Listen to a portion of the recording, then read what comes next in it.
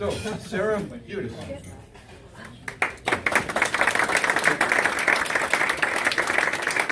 First group is from North High School, so I could have gone north and then south, or south and then north, but it's north. That's the rule today. Dougsiana Thomas Chan.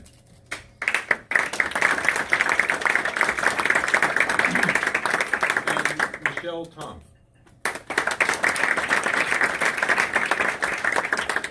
And Michelle is the recipient of the Ed Kornstein Scholarship. Now from the South. Yay! You see, we have a lot of fun here, and so I never know how this group's going to react. Sometimes they need to be prompted. Okay, so Priyanka Shaguri.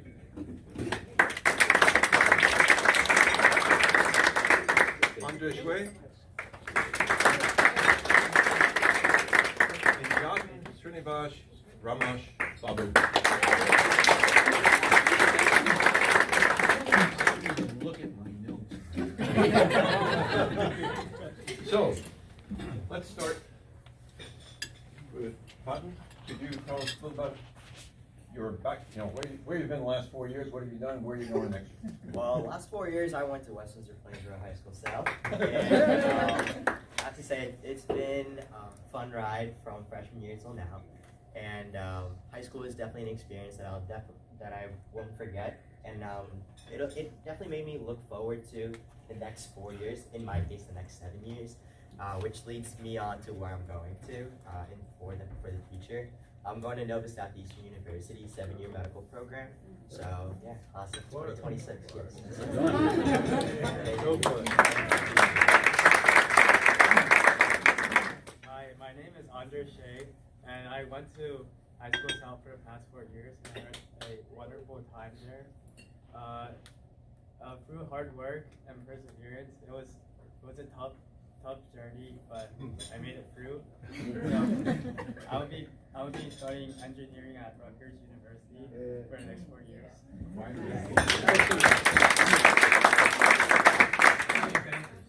Hi everyone, I'm Priyanka Chowdhury. I went to West Windsor Plains Road High School South.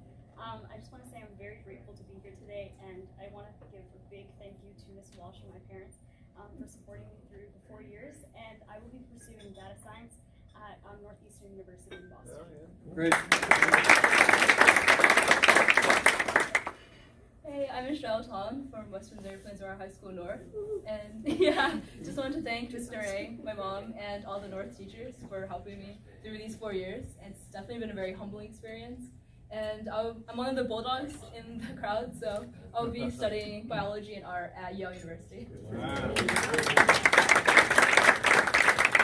My name is Dajana Thomas Chan. I also attend North. I plan to major in urban elementary education with a concentration in mathematics. And I've had a tough but fun 4 years, and I'm grateful for Ms. Narang and my mom and a bunch of other teachers that have helped me on this journey. What school? North. Thank you. Where are you going? Oh wait, Howard University. Yeah. Thank you. Hi, I'm Sarah. I go to High School North, and I'll be going to Bard College, and I'll be studying English and film.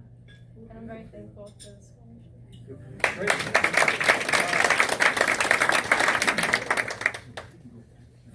It's so appropriate we're in a comedy club. That should start my job well. But I had the pleasure to work with David Brenner, may he rest in peace, a wonderful human being. Behind that pillar is Rosie O'Donnell, who went to my college, Dickinson. And on the far end, I urge you to look at the picture, is Rita Rudner, who is a dead ringer for my wife. True. I wish I had her sense of humor. You do too. Yeah, really. Yeah, really. Welcome to my marriage and my work. Okay, good night. Sarah, Dogiana, Michelle, Priyanka, Andre, Yatin. Did I say that right, Yatin? Did I say that right? Yes, you did. Congratulations. From the bottom of our hearts, you are our future, and you will do well. no matter what you do, and I wish you the Academy Award for film. But I don't want to talk today about what you're going to do. It's not my thing. You see, doing well in life is the price of admission. You wouldn't be sitting across from my business partner, who's my wife, or I, at a final interview if it was just about your resume. When I interview people or when we work with people in our firm, I want to know who you are. What's your passion? What's your joy? What makes you tick? What gets you up in the morning? What gets you angry? How well are you living your life? So today, in this crazy world where digital communications fly around, political communications is just awful, we're worried about climate change, we're worried about this and that. I want to make the argument today that it's not what you guys are going to do, the 5 of you, 6 of you, 5 of you, 6, thank you, but who you are going to become, how well you will live your lives. Because the secret of my life and my success, in addition to marrying a brilliant and faithful and wonderfully funny, yes, partner, has been trying to live my life and our life well, and the rest follows. So I have 10 wishes for you. I love speeches with 10 because you can see how far along I am. Call it a wishing well of living well. I'm going to go through these 10 and share with you very quick thoughts that I have about these insights. So, Sarah, Ojiana, Michelle, Priyanka, Andre, and Yatin, number 1, think well. Now, I don't mean memorizing facts, and I don't mean responding quickly to someone in a debate on Twitter. Learn to think well. That means appreciating the other side, knowing your side, and being able to combine those two and enter into the argument or the debate that you're in front of. We hired a man based on, John, you remember, John R., based on one event. He came into our office and he listened. I'll speak about that in a second. And he paused and he said, well, if I take what Mara's saying, what you're saying, I put it together, I get this, and I think you should do this. And we went, you're hired. That's thinking. So learn to think well. Number 2, learn to write well. I'm prejudiced. I was a journalist. Mara's prejudiced. She was an advertising copywriter. But I will tell you, and we will tell you, as owners of a company, yes, it was communications, but it could have been almost anything. If we met a piece of prose that was not readable, we wouldn't read it. Make sure you know how to write well. It expresses your innermost thoughts and feelings. And if you want a leg up, go out after this speech and buy a volume called Strunk and White's Elements of Style. Tom is shaking his head. I'm quite serious. It'll take you an hour to read it. It will change your life and improve your writing. Number 3, and I'm prejudiced here, speak well. You know, anyway, trust me, Oksana and others, the man or the woman who walks into a room and has command of their words, and command of how they're speaking, and pays attention to how they are speaking, gets ahead. Go back and read Aristotle or Plato or Blaise Pascal. Oratory is in bad shape today, just turn on the Sunday morning shout shows. But trust me, it will come back, and I want you 6 to be at the forefront of that. Number 4, listen well. It's an old saying that we were given 2 ears and 1 mouth for a reason. I can honestly say that if there's a key to the success of our company, it was that we listened to our clients. We would often sit down with them and say, tell us what's troubling you. Or my favorite question, borrow this if you'd like, so what keeps you up at night? Boy. And we would nod and listen and really listen and then summarize and then say, I guess you're feeling this way. Deeply listening to someone is not only the most respectful thing you can do, it's one of the smartest things you can do in business. Number 5, feel well. Not physically, though that's important. I want you to all stay in shape. And Yad, and I expect you to be running around today, doing your miles after. But I want you to feel well, and by that I mean empathize. You ever sat across from someone and they're going like this, and then they go, yeah, but what I think is, and you've just told them that you're in trouble or that you feel sad.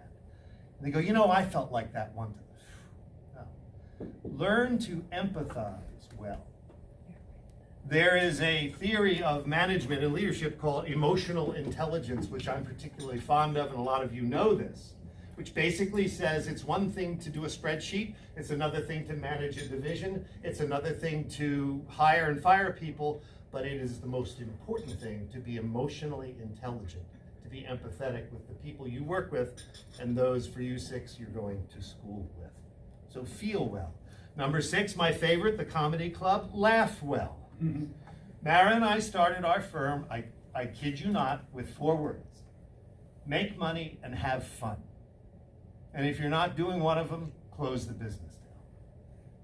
We came close sometimes to not having fun, but we never shut the business down, and we became successful.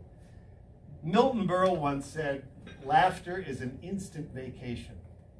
So Andre, when you're having a rough time at Rutgers, is that right?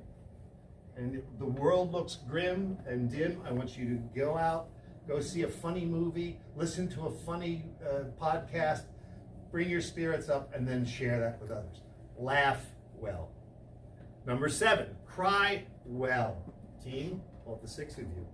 Life is hard. You already know it. I'm not telling you anything new. I can tell by your faces and the way you present yourself. You've all had your struggles. Mike Tyson once famously said, everybody's got a strategy until you get punched in the face. Which I really like. But in that pain, there is wisdom. There is no wisdom without that pain. So I want you to cry well. Cry on a shoulder. Feel your pain. I have a phrase that I use a lot with friends. Mind your pain and then mine your pain. There's secrets in that hard time that will reveal a lot about you. Number 8, risk well. If I came back 5 years from now and I said to 6 of you, what have you done? And you told me some safe path, and I did this, I did that, and I did this test, and I got into, and I said, well, what did you risk? And you go, well, nothing. And I said, well, go back and find something to scare yourself a little bit. It's another way you learn. I was assigned to be with an Army Corps in Oklahoma, I think it was. And as part of my story, I suited up like them. I had a rifle. I had to do everything, push-ups in the morning. It was horrible. I hated it. And the last day, they said, well, today we're going to do the slide for life. And I said, what's that? And he said, I'll show you. And the lieutenant showed me a 100-foot tower with a cable over a lake. And you jumped off holding a T-bar, and then you let yourself go over the lake. You reached 40, 50 miles an hour on the cable. I was terrified of heights. Terrified. Oh, by the way, you walked up the tower with no belt, no protection, 100 feet up there.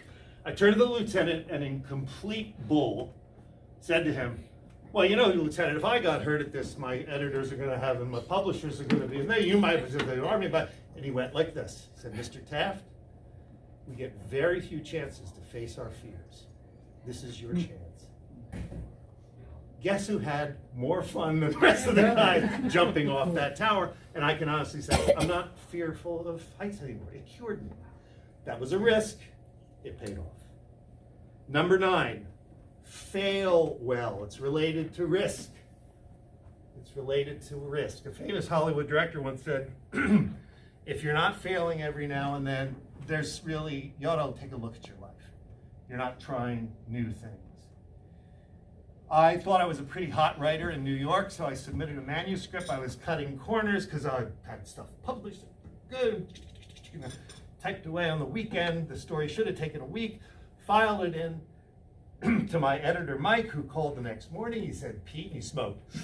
Pete, and I said, yeah, Mike, how's that story? And he said, if you ever turn a piece of crap like this into me again, I will never hire you again. And he hung up. I failed well.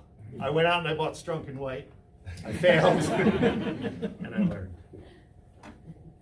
Last but not least, literally, there's a bonus. Pray well. If you're a Christian, pray to your God. If you're a Jew, pray to your God. If you're a Buddhist, pray, meditate. If you're an atheist, take some time to recover yourself. You guys are heading for a very intense time in your life. Make sure you take time for yourself and for the force, whatever force it is that supports you. I don't know if you heard about the hermit in Maine. He spent 25 years in the backwoods of Maine. He lived, unfortunately, by burgling houses, but he lived by himself in the woods. So that wasn't very cool, but it was cool that he was out in the wilds of Maine. And the reporter said to him, "Why did you do it?" And he said something I'll never forget. He said, "There's not enough nothing in the world anymore." So as you get accosted by texts and emails and your parents, take a deep breath, pray, meditate, find some time for yourself. The bonus, number 11, it's taken me 50 years to come around to this. Love well. Love is tough. I mean, I don't mean date well and kiss people and have a fun time. That's romance. That's not what I'm talking about. You know, love well. Be present to people. Support them. Give them what they need. I think it was St. Paul who said, love is patient, love is kind, etc., etc. I would add to that, St. Paul should have said, love is tough. It's hard to hang in there. But if you love well, it solves a multitude of problems. There was a final note. There was a pastor in Minnesota who left a congregational church. I believe it was in St. Paul. He'd been there 27 years. He retired to Florida. About a month into his Florida respite, he got a letter from his congregation. They said, "We want you to come back." And he wrote them back. This was pre-computer. And he said, "I'm retired. I don't want to do that anymore." And they wrote back and said, No. We just want you to come and live around us. You're the kind of person we want to be near. That is my hope for you as you launch your careers and you head for college. So congratulations. I'll get it right. Koshana, Sarah, Michelle, Priyanka. Did I get that right, Priyanka? Thank you. Andre and Yatin. You are going to do well. You're going to do well. My challenge to you, be well. Thank you.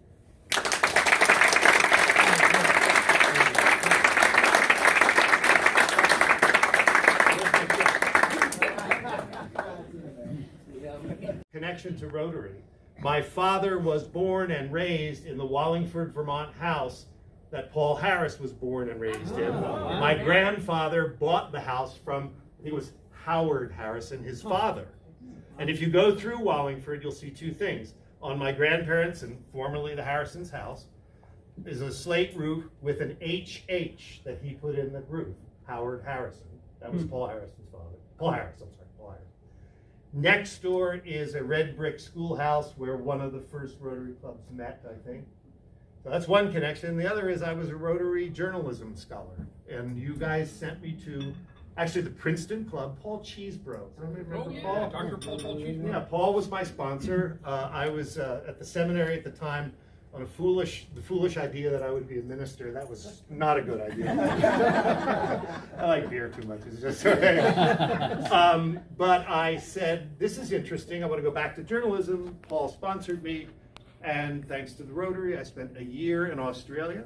And I gave 27 speeches to 27 Rotary clubs in Australia. Wow. And let me tell you, some of those small towns, there's like 3 Rotary members, and I would speak for a few minutes, then we go out and just go ride horses. So thank you, Rotary. That's the thing. Awesome.